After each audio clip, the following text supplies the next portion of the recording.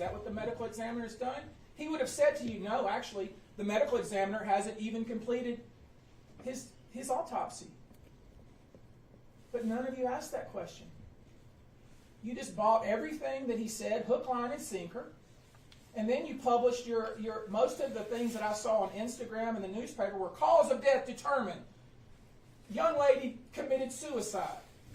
That's irresponsible. That's irresponsible. You should not do that. You should say, wait a minute, detective. How many times have you been written up and reprimanded? Detective. Wait a minute, when did you have the statutory authority? Detective. To determine cause of death? Detective. That's your job. Now it's my job. The public dissemination of information by the Austin Police Department during an investigation, the way it was done yesterday, is unethical, unprofessional, and incredibly damaging to an objective, unbiased investigation. And it's also damaging to the memory of this child. All this family is asking for is a thorough, complete, unbiased, open-minded investigation. That's all they're asking for. That's what any parent would ask for whose child went to college, went to a game, lost her for several hours, and then found out hours and hours later that she supposedly jumped off a balcony. And with just a few questions, a few pointed questions, quickly figure out that these investigators, this so-called investigator, did not know what he was talking about. We're going to get into that. You can't close a case before you even have the cause of death from the medical examiner. Period. Full stop.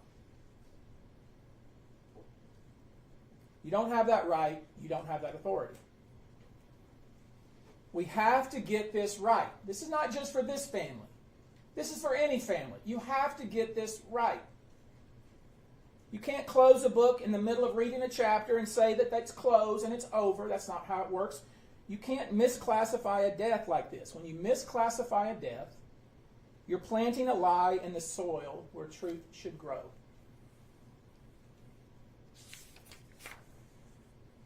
And as I said, to her credit, Stephanie Rodriguez was very close to her daughter, very close. Talked to her daily. Knew everything that she was up to, everything that she was doing. The very first interaction she had with the detective from the Austin Police Department, he told her, your daughter committed suicide. The very first reaction, the very first interaction. At that point, he hadn't talked to one witness, he hadn't seen her phone, he hadn't done anything. That's sloppy and irresponsible. He claims she made suicidal comments. He told us in the Zoom call she made suicidal comments. You know what he was talking about? The other day, when I was talking to a friend the other day, I said, man, you're going to make me jump off a bridge. That's what he's talking about. Silliness like that. He later claimed she was making those kinds of statements on the day or the night that she died. If that's the case, why did her friends leave her out on the balcony by herself? If that's true. This is not true. None of the things that we've been told by the Austin Police Department are consistent with the actual facts that we've learned. The detective was talking about suicide before he was ever given her phone. Then he gets into her phone and he sees an essay that she wrote and he calls it a suicide note. She took creative writing the semester before. I don't know what the purpose of that. We'll never know what the purpose of what she wrote and deleted. But this is the suggestion was that she left a, quote, suicide note. Total malarkey. Total malarkey. It was something she wrote on the 25th. She talked to her mother on the 25th. She was with her boyfriend on the night of the 25th. She was talking to her mother every single day after that. We see pictures of her smiling. We see pictures of her having fun. We see pictures of her partying. Total baloney what they're trying to sell to you. And why? Am I suggesting that there's some kind of conspiracy? No, I'm suggesting they're lazy and they're incompetent. Just so I'm clear. I'm not suggesting any sort of conspiracy that there's some kind of somebody in power that wants this to go. No, I'm not suggesting that. I'm suggesting that there's incompetence and laziness on the part of the detective. That's what I'm suggesting.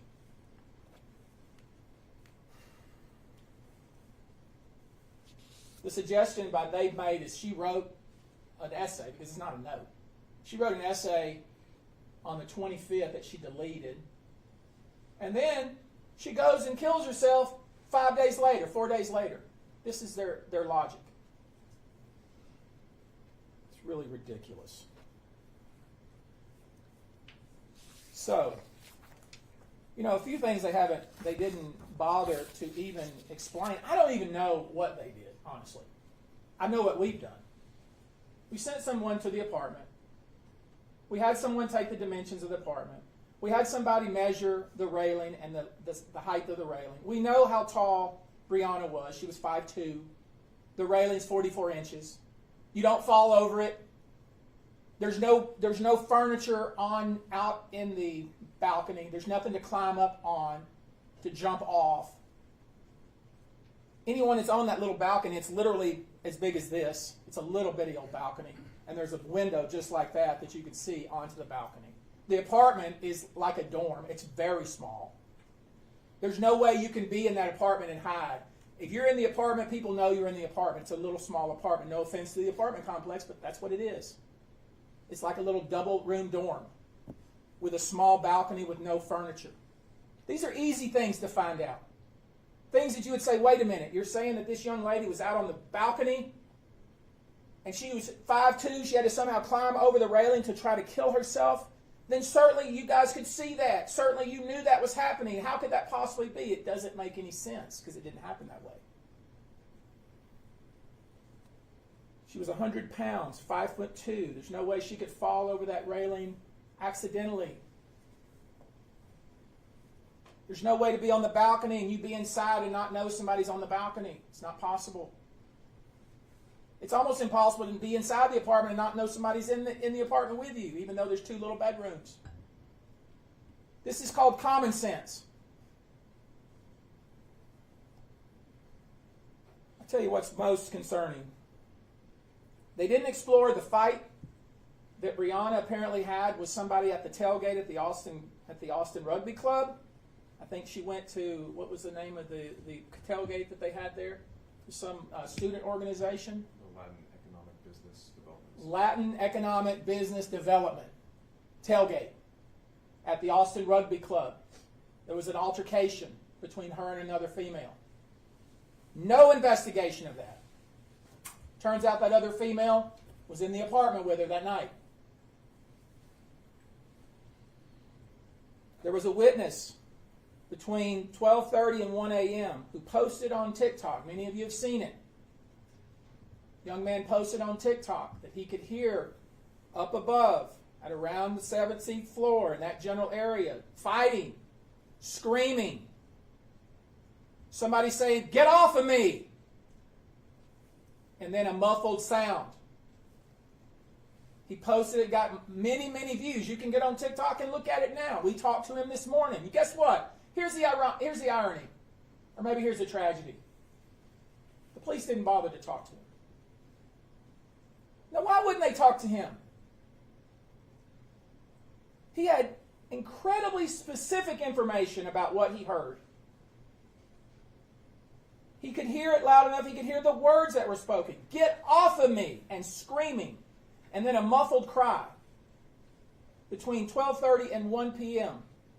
right next to the apartment. We had an expert say, wait a minute, could he hear that? We had to engage an expert to say, is it possible that he could actually hear that? The expert said, absolutely. Absolutely could hear that. It makes a lot of sense. Never talked to by the police. We have a witness who was in the apartment across from the apartment where this apparently occurred, who could hear running back and forth and screaming. And then she said, I could tell something bad had happened. Did y'all know this? Ridiculous. Her entire family was in the apartment. The police could have talked to her and several other people. They failed to look into the anonymous message that was sent. There was an anonymous message that was posted that said, hey, I have specific information that this young lady was locked out on the balcony. Did you know that? It's not part of the investigation. Why is it not part of the investigation? Because they made their decision literally within minutes. Within minutes. Now here's where it gets a little dicey, and here's where I'm having and I want to be very careful, because I don't want to be accusing anybody, because I'm not accusing anybody other than the APD, the Austin Police Department, not doing its job. At first we were told that she jumped from the balcony, and the three young women that were in the apartment, and we're talking about, as I said, a tiny little apartment, were asleep and didn't know where she was. That's what we were told first. That they were asleep. They didn't even know she was on the balcony. They didn't know where she was, and that's the reason why they didn't call the police until 12:15 the next day. That's what we were told. That's part of the cop's timeline. Okay? Put up the timeline, Ryan. They said, according to the plot, we haven't talked to them. These are these anonymous women who were in the apartment, three of them, one of which was the lessor or the lessee of the apartment, who vacated the apartment the very next day and never went back. Did you know that? This is the timeline that the police gave us yesterday. This is the timeline. And if you can't look at that timeline in 1 second, point out the problem of that timeline, then you're not doing your job. We'll get to it. So at first we're told that the three women didn't know where she was and they were asleep. That's what we were told. And that they didn't know where she was, they were looking for her, and they were texting her mom, and it wasn't, and they decided about 12:14 the next day, 6 hours later almost, that they decided at that point they couldn't find her, so they were going to call the police. This is what we were told by the Austin Police Department. Lay aside what was heard happening at about 12:30 to 1 o'clock that night. Lay aside what the witness across the hall said. Lay aside what the man down on the street said. Just disregard all that. This is what the police say. It must be right, according to them, because they did such a thorough investigation. This is what they gave us. Not one of you have asked a question about it. Not one of you. But this is what they said. Her friends called the police at 12:14 the next day because they didn't know where she was. They hadn't seen her. They thought maybe she'd went out. That's what they said. Keep that in your mind. When I asked the police that, like, wait a minute, how is that possible? How is that possible? A whole group of 14 or so people came into the apartment that night after they'd been out partying. They got there about 11 or so. Everybody left. Right? That's what they say. And it left just 4 girls there, 4 young women. Right? And the 4 young women, 3 of them, didn't call the police till 12 o'clock the next day because they didn't know where she was. That's what the police say. Lay aside what the witnesses have said about that, and lay aside the fact that that's a really small apartment. It's hard to get lost in that little small apartment.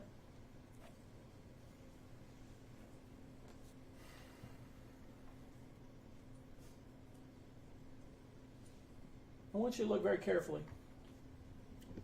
The first entry on the timeline. According to the police, let me walk over there.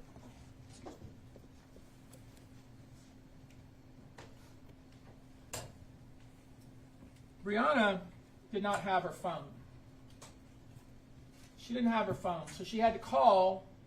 To make a call, according to the police, she borrowed her friend's phone, meaning one of the 3 women that was in the apartment.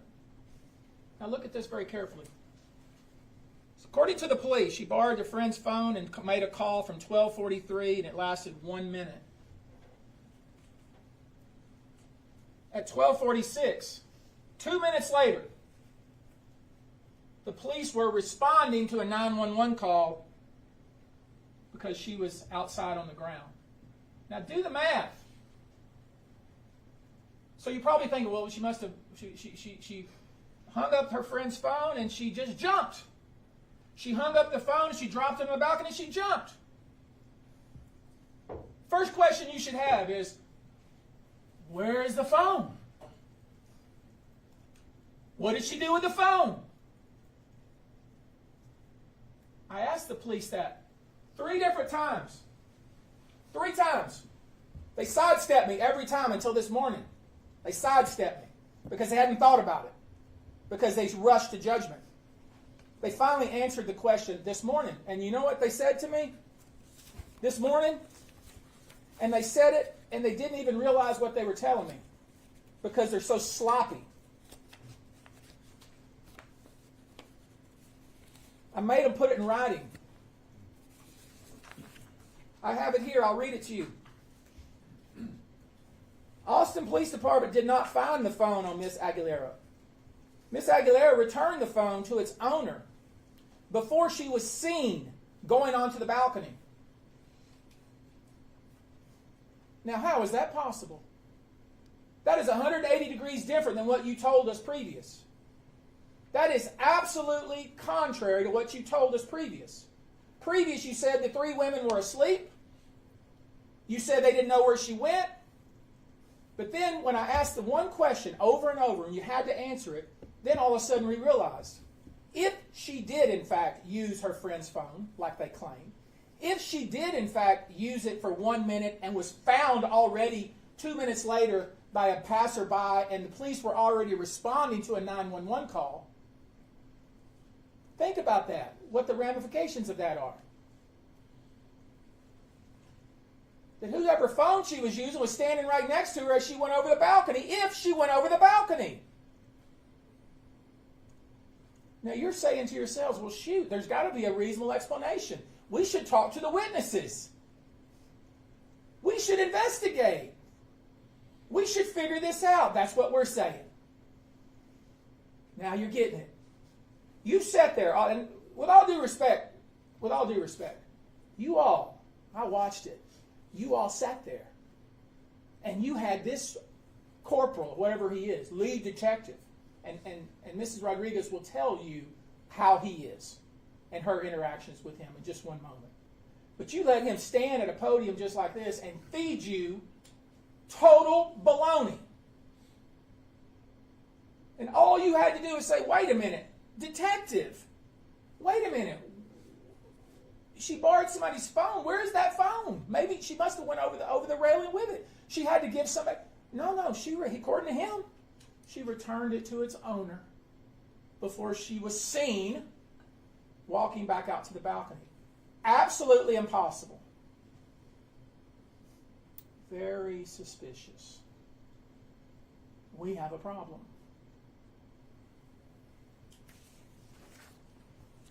And I shouldn't have to ask the detective 3 times the same question, should I? I shouldn't have to do that. But I did it, and I'm going to keep doing it. And another thing, why would you tell these kids, the boyfriend who Stephanie knows, who's been over to her house, who her daughter has been dating, they're in love, why would you, detective, tell him not to speak to Stephanie Rodriguez? Don't talk to her. What kind of foolishness is that? Just absolute insensitive and inhumane in my view. Before I go any further, I'm getting a little incensed here. Let me introduce to you Stephanie Rodriguez. She wants to read to you a statement. I hope you'll give her your full attention.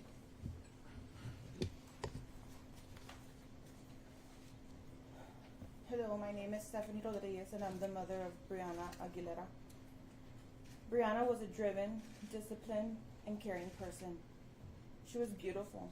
She was a loving daughter, a protective big sister, and a caring granddaughter. A second mom to her 2 younger brothers. Her baby was her little Yorkie, Ava. All of us were her best friend. She made everyone around her feel loved and supported. I considered her my best friend. Not just a mother-daughter relationship. We talked every day, and she would tell me everything. I miss her so much. Her brothers miss her too. Her father and grandmother miss her so much, and so do all her friends. Brianna grew up as an all-star cheerleader, an incredible athlete. She was an honor student and a member of the National Honor Society all throughout school. Christmas was her favorite time of year. She loved decorating, baking, and hiding the elf on the shelf for her little brother. Her brothers already miss her so much. Brianna graduated magna cum laude from high school. She was accepted to many colleges, but chose Texas A&M. She was studying political science and criminal justice. She was not like most young girls. She loved writing more than watching TV. Her favorite class at A&M were her creative writing classes. She dreamed of attending law school in New York and wanted to become a criminal defense lawyer. She was so smart and had such a bright future. She dreamt of a life of where she could make a difference. My daughter was not suicidal. I know my daughter better than anyone. We spoke every day. I spoke to her on the 25th, the 26th, and the 27th. Even the morning of the 28th, she was not suicidal.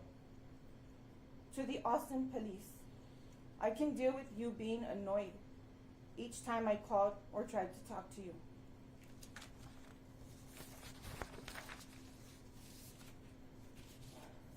I can deal with how arrogantly you talked down to us each time we talked. I can deal with you telling my daughter's friends not to talk to me like I am some sort of criminal.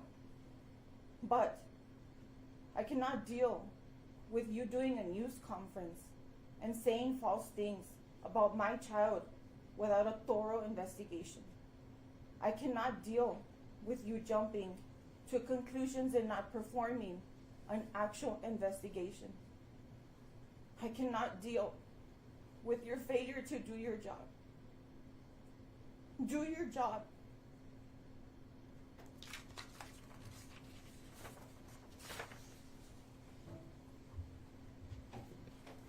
The police, as much as I've always been a supporter of the police, with all due respect to them, do not determine cause of death.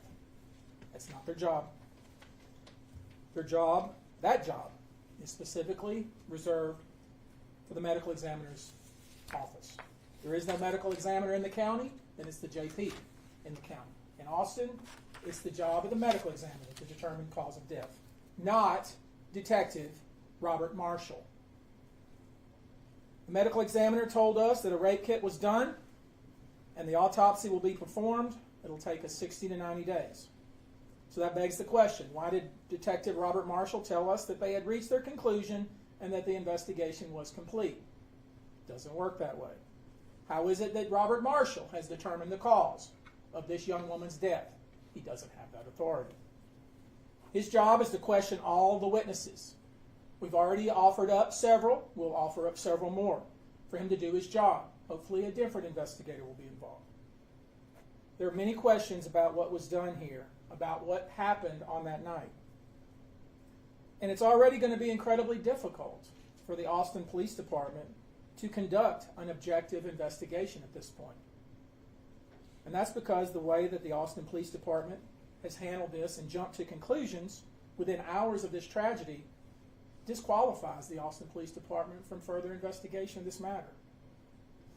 So, I'm doing this today. I'm calling on the Austin Police Department to reopen the investigation with a different investigator, to reassign Robert Marshall and put this in the hands of a different investigator. Failing that, I will be calling on the governor to engage the Texas Rangers. We will submit a formal packet to them with all the evidence we have gathered so far, and we will gather. We intend to present 30 to 40 pages of information, statements, and other factual data that they need to do a proper investigation. And here are the questions I hope are answered. Austin Police Department, why would you close your investigation without having all the facts? Why not wait for the autopsy results? Why not wait for the rape kit result? And who would you send it to if you've already made up your mind? Why not question all the witnesses, the ones that we've questioned? The young man who was down on the ground, who heard somebody say, "Get off of me," or the young lady and her family across the hall who heard running, screaming, and, quote, something bad had happened? Why not question them? Why not examine all the phones of the friend group? We asked that question in the Zoom call. You know what we were told? We don't have the power to look at their phones. Hogwash. Hogwash. You have that power. And you need to do it. Why hold a hasty press conference to announce that this young lady had killed herself without even talking to her mother to see what her affect was leading up to the 28th? You heard what she said. She knows her daughter. She knows her daughter more than anyone. Why not talk to the friends immediately? Why wait? Why wait to talk to her friend group? Why not talk to them immediately? Why did you let the owner of the apartment, that is the young woman who was leasing the apartment, vacate the apartment? Literally vacate the apartment and leave town. Why won't the boyfriend talk to us? The boyfriend that was a longtime boyfriend of this young lady and was very friendly with her mother. Why can't we see the texts? Why can't we see the phones? Where's her wallet? Where is Brianna's wallet? It's missing. They didn't tell you that, did they? I see you writing. They didn't tell you that, did you? If you would have asked the question, they would have told you that. They told you what they wanted you to hear. They didn't tell you the complete facts. Her wallet is missing. Why did her friends wait until 12:14 the next day to report her missing? If she had borrowed the phone and returned it the night of, 2 minutes before she jumped her death.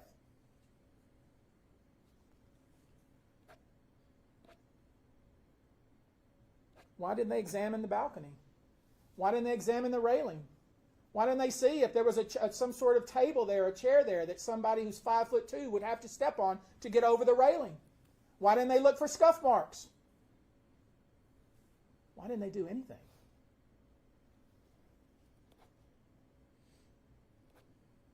They didn't even bother to look to whether if somebody did in fact jump off the balcony, whether they would end up in the tree that's 30 some odd foot forward of the apartment. Y'all didn't ask that question either. The laws of physics aren't different in the city of Austin. You realize. The same laws of physics as exist here in Houston.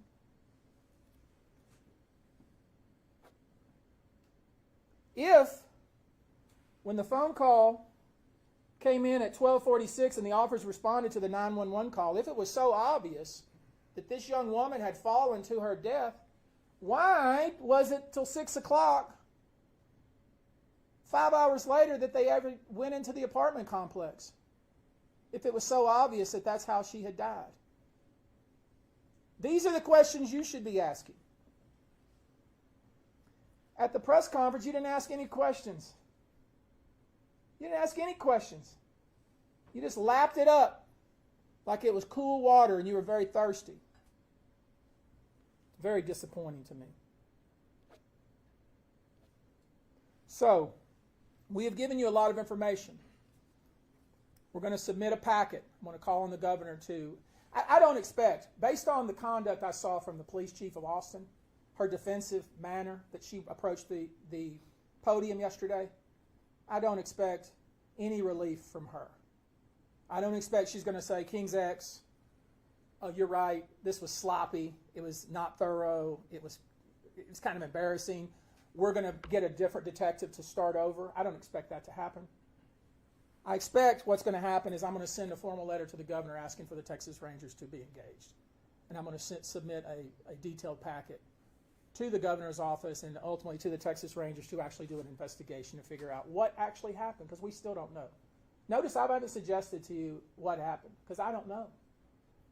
I'm starting to get a sneaking suspicion. So I've given you a lot of information. So what is your headline? Your headline is this. There are serious and disturbing questions raised with regard to the Austin Police Department's handling of the investigation surrounding the death of Brianna Aguilera. The Texas Rangers have now been called to intervene. Thank you very much. Let's go. How long are you willing to give APD to reassign an investigator? That takes 2 minutes. That's what I expect. Let's go. Y'all move your camera, please.